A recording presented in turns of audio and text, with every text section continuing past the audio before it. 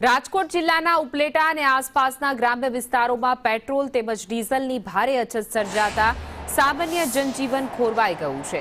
કમોસમી વરસાદની આફત બાદ હવે વૈશ્વિક યુદ્ધની અસરોને કારણે ઈંધણની તીવ્ર અછત ઊભી થતા વહેલી સવારથી જ ખેડૂતો પંપ પર વાહનોની લાંબી કતારો જોવા મળી રહી છે। આ કટોકટી વચ્ચે સૌથી વધુ કપરી સ્થિતિ ખેડૂતોની થઈ છે, જેમને ખેતી કામ પડતું મૂકીને ધોમધકતા તડકામાં ડીઝલ માટે કલાકો સુધી લાઈનોમાં ઊભા રહેવું પડે છે। પંપો પર ઓઇલ કંપનીઓના ટેન્કર આવે ત્યારે જ મર્યાદિત જથ્થો મળતો હોવાથી સ્થાનિક વાહન ચાલકો અને જગતના તાત માટે ભારે રોષ પણ ફેલાઈ ગયો છે। મોંઘવારી અને અછતના ડબલ માર વચ્ચે મુકાયેલી ઉપલેટાની જનતા ત્યારે તંત્ર પાસે આ સમસ્યાના ઝડપી ઉકેલની માંગ કરી રહી છે।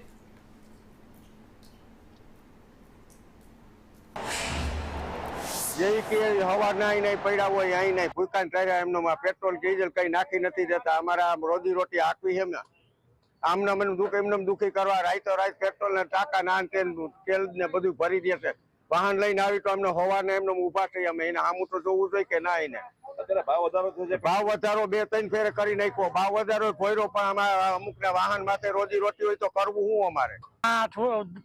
અઠવાડિયે થી ધરાઈ આમ નામ ડીઝલ ની લાઈનમાં રહી રાતે 2 નિવ્યા થઈ 5 વાગ્યે મળે 4 વાગ્યે।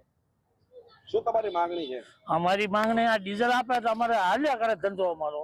આ ધંધો બંધ છે બધું। અને છેલ્લા અઠવાડિયામાં ભાવ વધારો પણ આવી ગયો છે।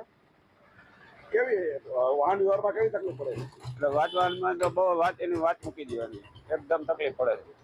પેટ્રોલ ડીઝલ કેટલું પડે છે તમને અત્યારે જોતા પૂરતું મળતું નથી, એમ કે વપરાશ પૂરતું જ મળે છે, જાજુ મળતું પણ નથી। આ તડકાના હેરાન થવું પડે છે એનું કારણ શું છે? સરકારનું આ હેરાન લાઈનમાં ઊભું પડે, મળતું નથી એટલે લાઈનમાં હેરાન થવું પડે।